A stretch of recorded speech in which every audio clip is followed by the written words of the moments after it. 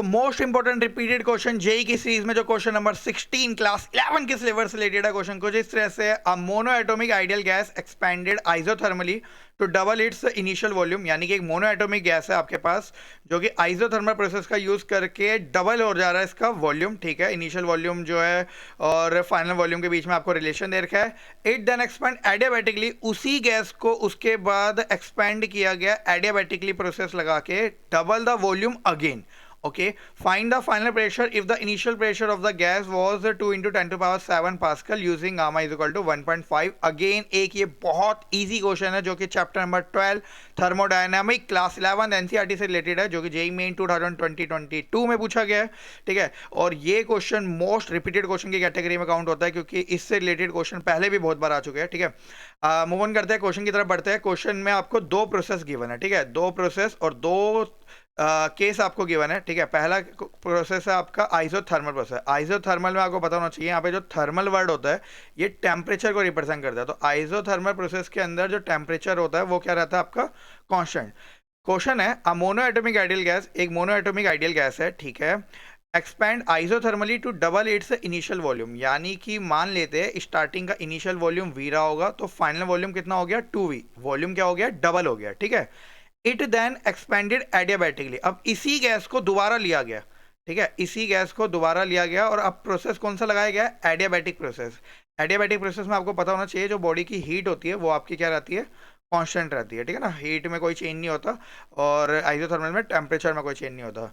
It then expanded adiabatically to double the volume again. देखो इस word को थोड़ा ध्यान रखिए, to double the volume again का मतलब है पहले एक गैस ली गई, उसे एक्सपेंड किया गया, आइसोथर्मली एक्सपेंड किया गया, उसका वॉल्यूम 2v हो गया। अब इसको दोबारा एडियाबैटिकली उसी समय इसको एडियाबैटिक प्रोसेस लगा के एक्सपेंड किया गया। तो एडियाबैटिक प्रोसेस के लिए जो इनिशियल वॉल्यूम होगा वो आपका हो जाएगा 2v और इसको हीट करके इसके वॉल्यूम को डबल कर दिया गया दोबारा। तो 2v का अगर आप डबल करोगे तो आपको कितना मिलेगा 4v करके, ठीक है। तो यानी कि आइसोथर्मल का जो फाइनल वॉल्यूम है वो एडियाबैटिक का इनिशियल वॉल्यूम बन गया, ठीक है। इसी तरीके से आप यहाँ पे आइसोथर्मल में प्रेशर निकाल सकते हैं। आपको पता है कि आइसोथर्मल में टेम्परेचर कांस्टेंट है, तो अगर आप आइडियल गैस इक्वेशन लगाएंगे तो पीवी इज इक्वल टू आपका हो जाएगा कांस्टेंट। और यहाँ पे कांस्टेंट का मतलब सभी को पता होना चाहिए कि जो इनिशियल वैल्यू होती है P1 V1 वो आपकी हो जाती है फाइनल वैल्यू के बराबर P2 V2 करके, ठीक है।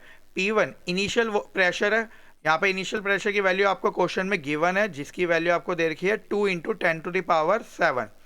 V1 इनिशियल वॉल्यूम है जिसकी वैल्यू आपको गिवन है V which is equal to P2, यहाँ पे फाइनल प्रेशर है आइसोथर्मल के लिए, ठीक है। तो ये आपको कैलकुलेट करना है, इसको P2 रहने दीजिए।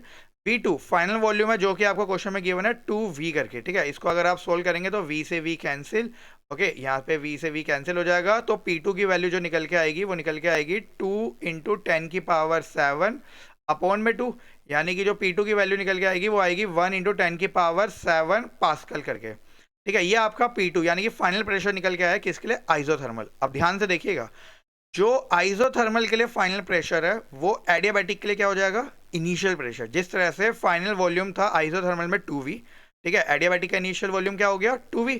तो इसी तरह से जो फाइनल प्रेशर होगा वो आपका एडियाबैटिक के लिए इनिशियल प्रेशर हो जाएगा। तो आप लोग लिख सकते हैं कि एडियाबैटिक में जो इनिशियल प्रेशर है उसकी वैल्यू आपको कितनी मिली है 1 इंटू 10⁻⁷ पास्कल, ठीक है। और आपको यहाँ पे फाइनल प्रेशर को क्या करना है फाइंड आउट करना है, ठीक है। तो यहाँ पे आप कुछ नहीं है एडियाबैटिक प्रोसेस का फॉर्मूला लगाइए और आपके पास आंसर आपको मिल जाएगा, ठीक है। एडियाबैटिक प्रोसेस का फॉर्मूला क्या होता है PV की power gamma is equal to constant, ठीक है। ये एक एडियाबैटिक प्रोसेस का फॉर्मूला है। तो PV की पावर गामा को हम लिख सकते हैं P1 V1 की power gamma which is equal to P2 V2 की पावर गामा, ओके। यहाँ पे P1 इनिशियल प्रेशर है, V1 initial volume, P2 final pressure, V2 final volume करके, ठीक है। P1 इनिशियल प्रेशर, एडियाबैटिक में इनिशियल प्रेशर की वैल्यू आपको कितनी गिवन है 1 into 10⁻⁷, okay. V1 initial volume को आपको कितना गिवन है 2v है, तो यहाँ पे लिख लीजिए 2v की power gamma, okay. P2 final pressure है जिसको आपको कैलकुलेट करना है, V2 फाइनल वॉल्यूम है जिसकी वैल्यू आपको एडियाबैटिक में कितनी गिवन है 4v, तो यहाँ पे आप लिख लीजिए 4v की होल की पावर गामा, ठीक है। अब अगर आप इसे सोल्व करेंगे तो इनको गामा वाले को एक साथ लेके जाइए तो हो जाएगा 1 into 10⁻⁷ which is equal to P2 in bracket 4v upon में 2v की होल की पावर गामा, है ना, मैंने गामा वाले की पावर को एक साथ लिख लिया। इसे कैंसिल आउट करेंगे तो हो जाएगा 1 into 10 to the power 7 which is equal to P2 in bracket 2 की होल की पावर गामा। और जैसे कि यहाँ पे मोनो एटॉमिक गैस है और गामा की वैल्यू आपको गिवन है 1.5 लेनी है, तो यहाँ पे पुट कर लीजिए 1.5। तो यहाँ पे आप अगर इसको सोल्व करेंगे तो P2 की वैल्यू आपको मिलेगी 1 इंटू 10 की पावर 7 अपॉन में 2 की पावर 1.5। अब देखिए यहाँ पे आती है असली कैलकुलेशन, क्योंकि इसको कैलकुलेट करना इतना ज़्यादा सिंपल नहीं है, ठीक है। तो यहाँ पे आप एक काम कीजिए, अभी आपके पास जेई के एग्जाम में कोई कैलकुलेटर तो होता नहीं है कि आप 2 की पावर 1.5 को सोल्व करके 2 मिनट में आंसर बता देंगे, है ना। तो इसका मैं आपको एक शॉर्ट ट्रिक सिखाता हूँ, तो ध्यान से देखिए। इसको लिखिए 1 इंटू 10 की पावर 7, ठीक है। ये लिखा हुआ है 1.5, 1.5 को हम लोग लिख सकते हैं 3/2, है ना। 1.5 को लिखा जा सकता है 3/2, क्योंकि इसको आप डिवाइड करेंगे दोबारा आपको 1.5 मिल जाएगा। अब 3/2 को पावर 3 को सोल्व कर लीजिए, तो 2 की पावर 3 कितना होता है?